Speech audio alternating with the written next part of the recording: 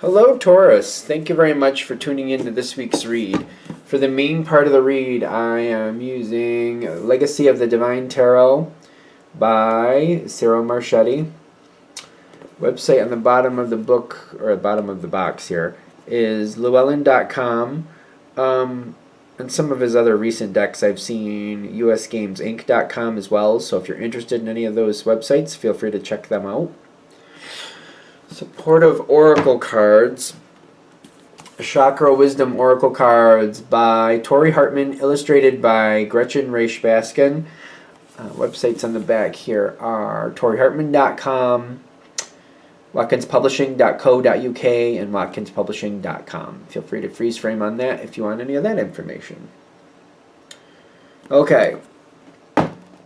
What do we have for Taurus?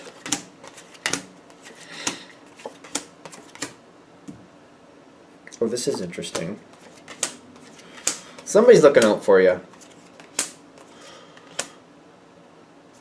Somebody's looking out for you. Okay, we got that.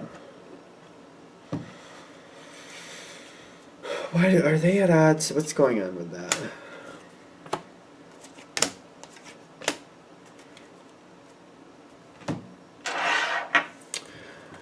Somebody's looking out for you. I keep getting that over and over again. You got the Queen of Coins with the Knight of Cups, and the Knight of Cups is in the past. This is somebody I feel like they stay out of sight most of the time, but when push comes to shove, they have your back. They don't like to fight, they don't like to argue, they don't like to get involved in controversy, really. But when push comes to shove, they will fight. They usually, also what I'm getting for this person, they usually let people fight their own battles. Usually. Only when it looks like it's becoming unfair, or like somebody that they care about like might really have a problem if they don't step up, then they do. So it's kind of like, all right, that's unjust, and I need to get in there to balance it out. Or, you know, something could really happen to the person I love, they will also step up. But they won't, like, if people are just bickering, for example, or they're kind of like, well, let me see, maybe this person can handle it themselves, let me give them a chance to handle it themselves, they will stay out of it. I also get that, like, the isolation card is here, but I feel like that's what the isolation card is saying. They don't get involved unless they feel like it's very necessary. They try to let people handle their own problems. And I feel like for you, that's kind of like, yeah, that's kind of what I want. If I can handle it, I'll handle it. If I need somebody, then I want somebody to help me. This person will. And I feel like this works good for you. That seems like it's a very complementary energy. Kind of like, I don't need somebody in my way all the time, but if things start to go a little wonky, or things are like unfair, I need somebody to step in to help me balance things out, or, you know, I need that little extra oomph. This person shows up. And this person, I don't know if they have a history with that, or if there's just like something from the past that there's a bond between you and this person. So there may be a history of this with this person, there may not. And I'm saying there may not, like this could be somebody work related, or somebody who may be married into the family or something like that. I don't know. Somebody who maybe wasn't as close as they are now. Maybe somebody's closer now than they have been in the past emotionally. For some of you, I feel like this is definitely a relative that maybe in the last few years you've gotten a lot closer with than you've ever been before. So you might not have this history with this person, but now that you're closer, you might see this come forward in the future. Because I do feel like somebody's going to step in, and this person is setting up to step in and help you. Because something's not right here. I don't really want to villainize somebody.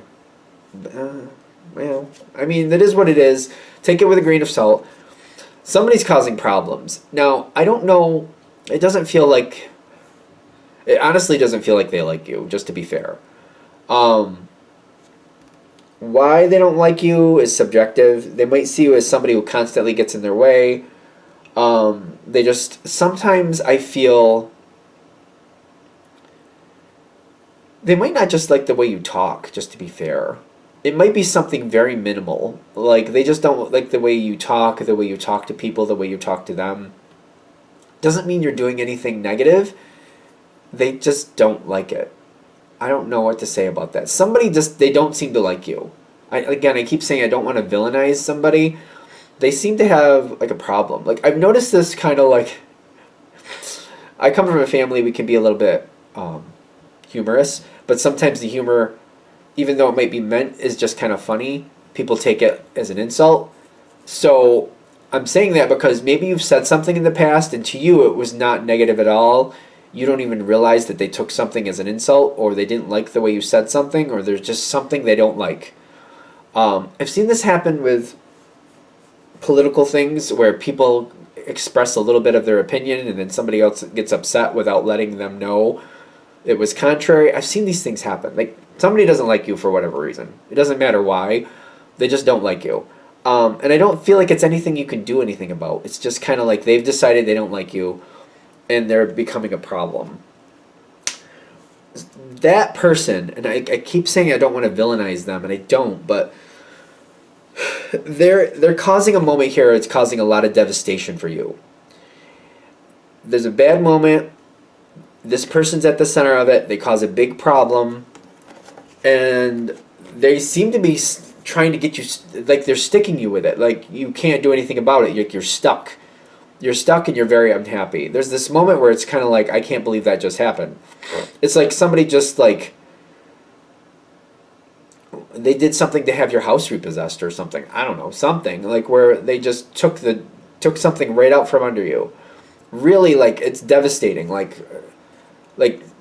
literally taking a possession, like a house or something like that. Like they're just legally just pulling it right out from under you, and you're just kind of like, what just happened? Something's going really bad here. It feels really bad with that Ten of Swords. The Ten of Swords is this is not a fun card. This is very stressful. This is failure. Like the situation is setting up to fail and fail hard. This could be one of those things where it looks like I'm going to lose my job type of things. It's one of those things where the stock market falls on this whatever you got money in, and you're going to lose everything you have. One of those things. It's like that type of feeling. It's very, very heavy. But, again, like I said in the beginning, somebody has the ability to step in and help you. They stay in the closet. I don't know if I want to say closet, but I'm seeing a closet there. They stay behind the scenes. They stay hidden. They stay very hidden until they need to come out, and then they come forward. When this person comes forward, it looks like, because I feel like it looks like everything's going to fall in. I'm going to lose everything. I'm about to fail, and I'm going to fail hard. It's going to be bad.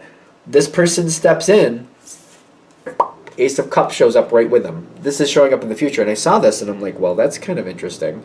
Because we go from very good to really bad to even better, because I'm like, well, this is kind of like a little bit of a, what do you call that? It's like a whiplash. Like, they put everything right. Whatever was going really bad, they put it where it's supposed to be. They help you keep what's yours. This is one of the times where the Four of Pentacles is a great card. You're not losing anything. You thought you were going to lose everything. You don't lose anything. It's just a quick turnaround. It's very upsetting though, because kind of like the fact that that could even happen is very upsetting. It's not like you're going to be like jumping over the moon in the sense of like this even happened. You're going to be very upset that this even happened, but you're going to keep everything and somebody's helping you out. What this moment is meant to do is to show a vulnerability that you have.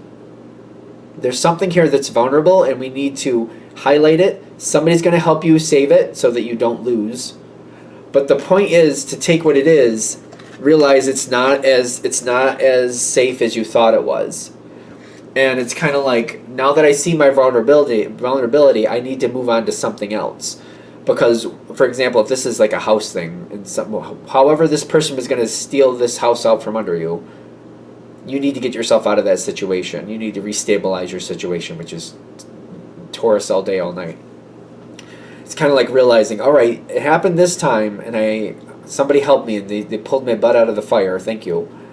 But now I need to restabilize my situation so I don't end up in that fire again.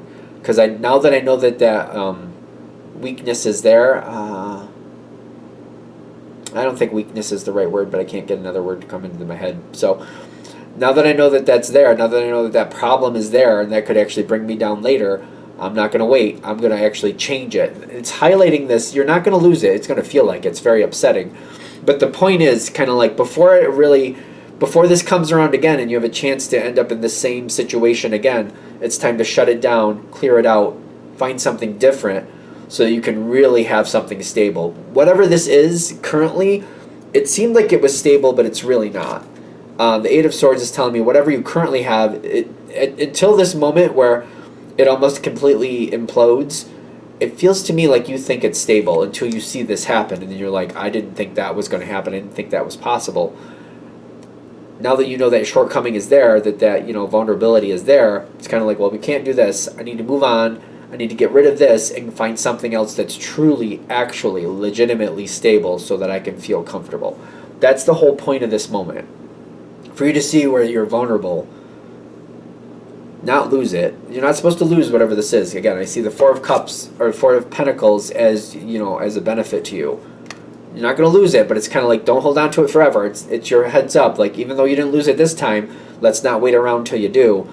Let's get rid of it, re-get something else that you have more control over so you can stabilize what's yours and keep what's yours, and you can feel safe and comfortable and happy later. Is there anything else that I'm missing with this change, just for argument's sake? Nine of Swords. It's stressful. The Devil card and the Nine of Swords. You might have a hard time letting go of whatever this is, because it's kind of like, I didn't lose it, but maybe that's the point of this reading. You didn't lose it this time. Let's not wait until next time, and let's not play this game again. That's a game of chance. Taurus doesn't usually play games of chance. Earth signs are not really, well, I say that, and I've known two earth signs, different earth signs, that have been gamblers, oddly enough. When it comes to your daily assets and what you're like living your life, building your life on, these are not things to take chances with. This moment is to show you where there's a vulnerability. It's not going to be pulled out from under you this time, but let's not wait for it to happen a second time. All right, I'm going to shut that down there. I hope that helps. Thank you for watching. If you'd like a direct reading from me, shoot me an email, jamesforastral@gmail.com. That's James the number 4, astral@gmail.com. If you're interested in the donation information, that's below, same email. Thank you again for watching, and have a great day.